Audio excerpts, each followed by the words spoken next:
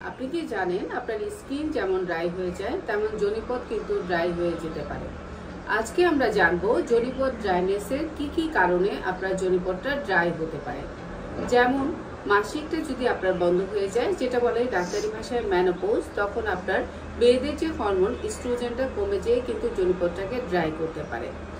Oestrogen আর কখন কখন কমে গেলে আপনার জনিপথটা ড্রাই হতে পারে, যেমন আপনার যদি বাচ্চা ডেলিভারি হয়, ডেলিভারি হওয়ার পর আপনি যদি মা ব্রেস্ট ফিডিং করে থাকেন, সে ব্রেস্ট ফিডিং এ অনেক সময় জনিপথ ড্রাই হতে পারে।